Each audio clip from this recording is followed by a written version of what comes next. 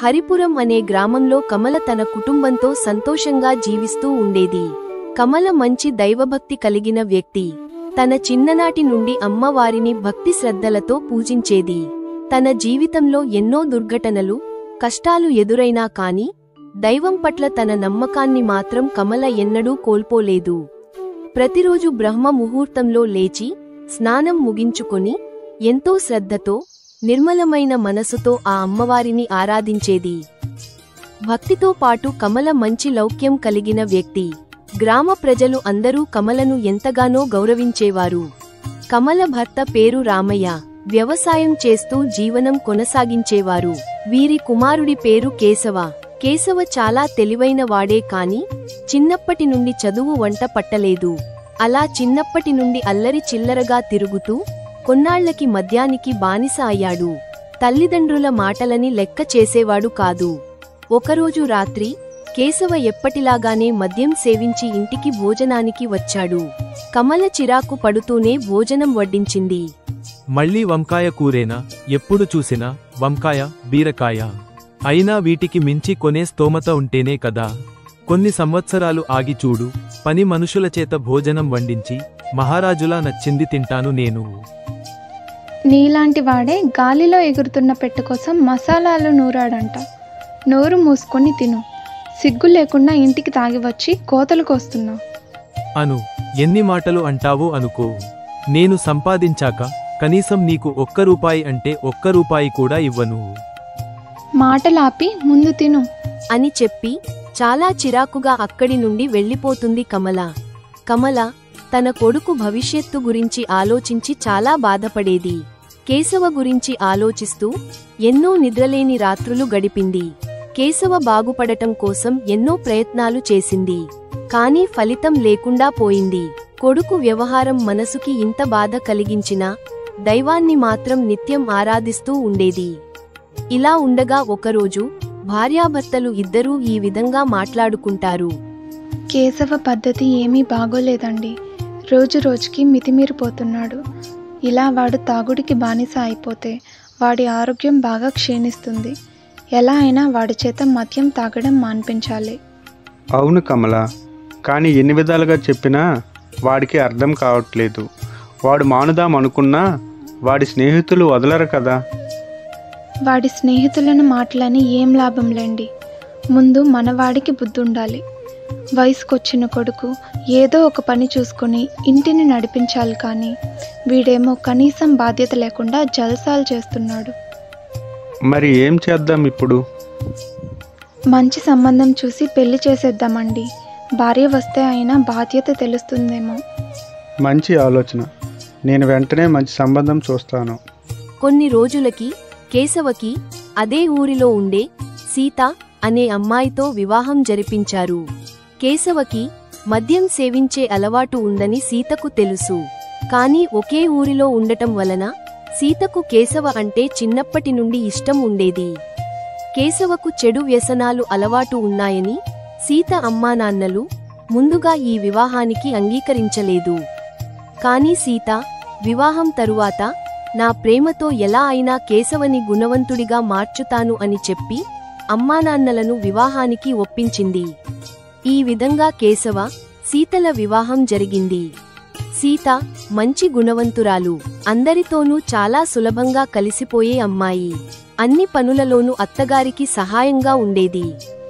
ఏమండి, మీరు మన భవిష్యత్తు, మీ ఆరోగ్యం గురించి ఆలోచించైనా ఈ మద్యం వ్యసనాన్ని వదిలిపెట్టాలి. అలాగే సీత, నేను నీకు మాట ఇస్తున్నాను. జీవితంలో ఎన్నడూ మద్యం సేవించను. ఈ లోకంలో నీకంటే నాకు ఏది ఎక్కువ కాదు. పెళ్లి అయిన తర్వాత కొన్ని రోజుల వరకు కేశవ మద్యం తాగడం మానేశాడు. వ్యవసాయ పనుల్లో నాన్నకి సహాయంగా ఉండేవాడు. వివాహం అయి కొద్ది రోజులే అయినా కాని కేశవకు సీతపై అపరిమితమైన ప్రేమ ఉండేది. అమ్మా సీత, నువ్వు వచ్చిన వేళ విశేషం తల్లి. వాడు కొంచెం మారాడు. వీడు ఇలానే తాగకుండా ఏదో ఒక పని చేసుకుంటే అదే చాలమ్మా నాకు. అవునత్తయ్య, నాకు కూడా చాలా సంతోషంగా ఉంది. ఇలా ఉండగా ఒకరోజు కేశవ ఇంటి నుండి పొలం పనికి బయలుదేరాడు. మార్గమధ్యంలో కేశవకు తన స్నేహితులు కనిపించారు. ఎరా కేశవ, అసలు కనిపించడం లేదు. మందు తాగడం మాని మంచోడు అయిపోయావంట కదా, ఊరిలో అనుకుంటున్నారు, నిజమేనా? అవునురా, ఈ మధ్య ఆరోగ్యం బాగోలేదు. మందు తాగితే ఒంటికి పడడం లేదు. అందుకే మానేశాను. మాకు తెలియదా ఏంటి? సీతకి భయపడి తాగుడు మానేసావంట కదా. ఎవరికిరా భయం? ఆడవాళ్ల దగ్గర భయపడే మనిషిలా కనిపిస్తున్నానా నేను?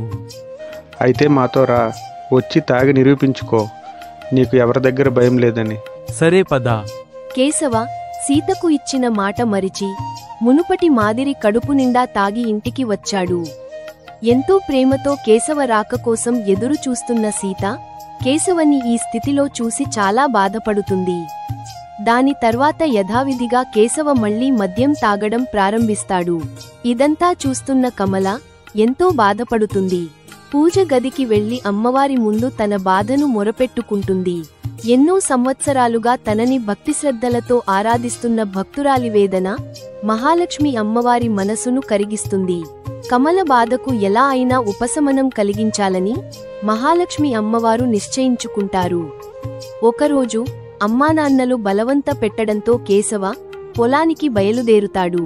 మహాలక్ష్మి అమ్మవారు తన మాయను ప్రదర్శించడం ప్రారంభిస్తుంది. కేశవ పొలంలో పనిచేస్తుండగా మట్టిలో 10 బంగారు నాణాలు కనిపిస్తాయి. అవి చూసిన కేశవ, ఈరోజు నా అదృష్టం ఎంతో బాగుంది. ఈ బంగారు నాణాలతో నా అప్పులన్నీ తీర్చి చక్కగా మద్యం తాగవచ్చు అని అనుకుని సారా దుకాణం దగ్గరకు బయలుదేరుతాడు. అలా నడుస్తుండగా మహాలక్ష్మి అమ్మవారు ఒక ముని వేషం ధరించి అదే మార్గం పక్కన నిలబడి ఉంటారు. చూడు నాయనా, నాకు చాలా దాహంగా ఉంది. పక్కనే చెరువు ఉన్నా నాకు అక్కడి వరకు నడిచి వెళ్లి నీరు తాగే శక్తి లేదు. కాస్త ఆ చెరువు నుండి కొంచెం నీరు తీసుకువచ్చి నా దాహం తీర్చు నాయనా. కేశవకు ఆ మునిని చూడగానే జాలి అనిపించి ఈ విధంగా మాట్లాడతాడు. ఇక్కడే ఉండండి మునివర్య, నేను వెళ్లి నీళ్లు తీసుకుని వస్తాను. కేశవ నీళ్లు తీసుకువచ్చి మునికి ఇస్తాడు. ముని ఆ నీటితో తన దాహం తీర్చుకుని ఈ విధంగా మాట్లాడుతాడు. ధన్యవాదాలు బాబూ, నా దాహం తీర్చినందుకు నీకు ఒక బహుమతి ప్రసాదిస్తున్నాను. ఇవి మాయా బంగారు నాణాలు. ఈ సంచిలో ఒక 100 బంగారు మాయ నాణాలు ఉన్నాయి. నువ్వు మంచి మనసుతో మంచి కార్యం కోసం ఈ నాణాలు ఉపయోగించినట్లయితే అవి 2 అవుతాయి. అదే చెడు కార్యం కోసం ఉపయోగిస్తే దానికి 2 నాణాలు మాయమైపోతాయి. ధన్యవాదాలు మునివర్య అని చెప్పి కేశవ సంతోషంగా ఆ నాణాలు తీసుకుని బయలుదేరుతాడు. కాని కేశవ మునివర్యుడు చెప్పిన మాటలు అస్సలు నమ్మలేదు. అవి సాధారణ నాణాలుగా భావించి మద్యం దుకాణానికి వెళ్తాడు. మునివర్యులు ఆ బంగారు నాణాలు గురించి చెప్పిన మాటలను కేశవ పరీక్షించాలనుకుంటాడు. ముందుగా ఒక నాణెంతో మద్యం కొంటాడు. మిగిలిన నాణాలు లెక్కపెట్టి చూడగా కేవలం 97 నాణాలు మాత్రమే ఉంటాయి. ఒక నాణెంకి బదులుగా 2 నాణాలు సంచి నుండి మాయమైపోయాయి. కాని కేశవ అదేమీ పట్టించుకోకుండా ఎలాగో ఉచితంగా వచ్చిన నాణాలే కదా అని మిగిలిన నాణాలను ఉపయోగించి తన స్నేహితులతో మద్యం సేవించి ఇంటికి వెళ్తాడు. ముని ఇచ్చిన నాణాలలో ఒక 2 బంగారు నాణాలు మాత్రమే మిగులుతాయి. తాగిన మత్తులో అవి సీత చేతిలో పెట్టి భోజనం చేసి పడుకుంటాడు. సీత ఆ నాణాలను జాగ్రత్తగా దేవుడి గదిలో భద్రపరుస్తుంది. మరునాడు ఉదయం సీత ఉన్నట్టుండి కళ్ళు తిరిగి పడిపోతుంది. కేశవ వెంటనే సీతను వైద్యశాలకు తీసుకువెళ్తాడు. వైద్యుడు సీతను పరీక్షించి ఈ విధంగా మాట్లాడతాడు. చూడు కేశవ, నీ భార్యకు గుండె జబ్బు వచ్చింది. వైద్యానికి 5,000 రూపాయలు ఖర్చు అవుతాయి. 10 రోజులలోగా వైద్యం చేయకపోతే నీ భార్య ప్రాణాలకే ప్రమాదం ఉండవచ్చును. వెంటనే డబ్బును ఏర్పాటు చేసుకో. అలాగే వైద్యుడు గారు. ఈ మాటలు వినగానే కేశవకు ఒక్కసారిగా ఏమీ అర్థం కాదు. వ్యవసాయ భూమిని మద్యం కోసం తనఖా పెట్టేశాను. నన్ను నమ్మి ఊర్లో ఎవరూ అప్పు ఇవ్వరు. ఇప్పుడు ఏం చేయాలి దేవుడా అని అనుకుంటాడు. అలా నడుస్తూ ఉండగా దారిలో మళ్లీ మునివర్యులు కనిపిస్తారు. వెంటనే ఆ ముని దగ్గరకు పరిగెత్తుకుని వెళ్తాడు కేశవ. ఓ మునివర్య, నన్ను క్షమించండి. నిన్న మీరు చెప్పిన మాటలు నేను విశ్వసించలేదు. మీరు ఇచ్చిన బహుమతిని నేను వృధాగా ఖర్చు పెట్టేశాను. నా భార్య ఇప్పుడు చాలా ప్రమాదంలో ఉంది. దయచేసి నాకు సహాయం చేయండి. చూడు కేశవ, నీ గురించి నాకు పూర్తిగా తెలుసు. మద్యం వ్యసనానికి నువ్వు ఎంతగా లొంగిపోయావో కూడా నాకు తెలుసు. కనీసం ఇంటి బాధ్యత లేకుండా అమ్మానాన్నలని లెక్క చేయని నీలాంటి వాడికి నేను సహాయం చేయలేను. అలా అనకండి మునివర్య, ప్రాణాలు వరకు వస్తే కాని నాకు నేను చేసిన తప్పు అర్థం కాలేదు. కుటుంబాన్ని పోషించవలసిన నేనే మా కుటుంబానికి భారంగా మారాను. అనరాని మాటలతో వారి మనసుని బాధపెట్టాను. నా కుటుంబం ఈ పరిస్థితుల్లో ఉండడానికి నేనే కారణం. కానీ నేను చేసిన తప్పు నాకు అర్థం అయింది. నేను మారాలి అనుకుంటున్నాను. దయచేసి నాకు సహాయం చేయండి మునివర్య. ఇదే నీకు ఇస్తున్న ఆఖరి అవకాశం.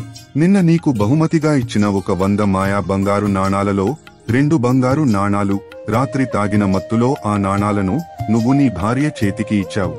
నీ భార్య ఆ 2 నాణాలను పూజా మందిరంలో భద్రపరిచింది. వెళ్ళి ఆ నాణాలు తీసుకుని మంచి కార్యం కోసం ఉపయోగించు.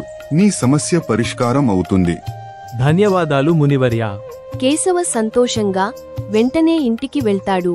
పూజా మందిరంలో ఉన్న 2 బంగారు నాణాలను తీసుకుంటాడు. అదే సమయంలో కేశవ ఇంటికి ఒక బిచ్చగాడు వస్తాడు. మునివర్యుడు చెప్పిన మాటలు గుర్తు తెచ్చుకొని మంచి మనసుతో ఆ బిచ్చగానికి ఒక నాణెం దానంగా ఇస్తాడు. వెంటనే కేశవ చేతిలో ఉన్న 1 బంగారు నాణెం 3 బంగారు నాణాలుగా మారిపోతాయి.